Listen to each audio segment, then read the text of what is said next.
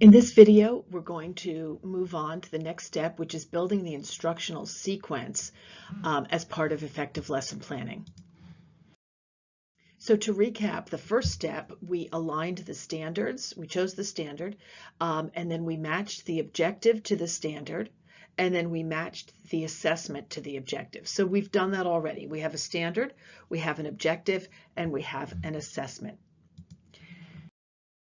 Now we're going to create the learning sequence, and the learning sequence usually has these elements. There's an anticipatory set, a moment when we review previous content, we present the new content or model it, provide guided feedback, and then guided practice and feedback, and then independent practice. So let's go through each one of those so you can see what that looks like. So the anticipatory set gets the learners hooked on the lesson, and it gives any needed background knowledge. So for example, in our lesson about character traits in Charlotte's Web, I might start by getting them hooked on the lesson by asking them to think about what their own character traits are. How would somebody else describe you? So this way I'm giving them the needed background knowledge about character traits and what that word means. So I might go over what that word means. And again, I might do something that's a little bit fun, like how would your friends describe you? Or how would you describe yourself? What are your own character traits? And then I would review. I'd briefly review the previous learning and explain how this lesson builds on the previous learning. So I might say something like, previously we just read chapter 1 in Charlotte's Web, and we got introduced to a number of characters.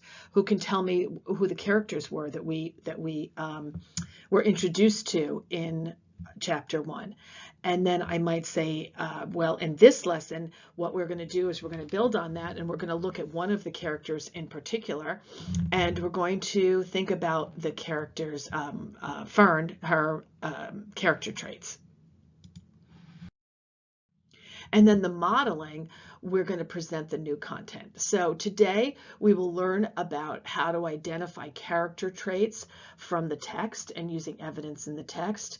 Or I might say today I'll teach you to identify character traits, and then I'm going to model what the students are able to do by the end of the lesson. So I might choose a different character. I'm not going to choose Fern because we're going to have them work with Fern. So I might choose one of the other characters and model for them how I can identify the character traits of that other character. And then I'll move into guided practice, where I might have the kids partner up and say, okay, now let's choose a third character. Again, I'm not going to use Fern because they're going to do that at the end of the lesson. Let's choose a third character and practice. So with your partner, practice identifying 3 character traits of this other character.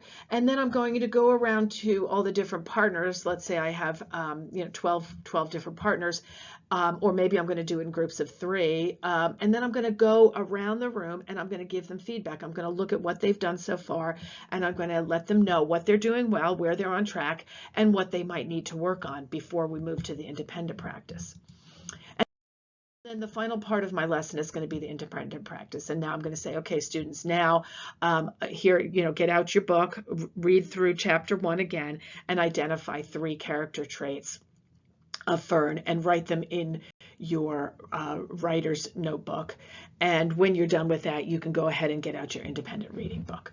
So again, the independent practice is when they do it on their own, and that's going to be the same as my assessment. So I can use what they wrote in their journals now as my assessment for my lesson. And that's it. That's the learning sequence. And now we're done with our lesson plan.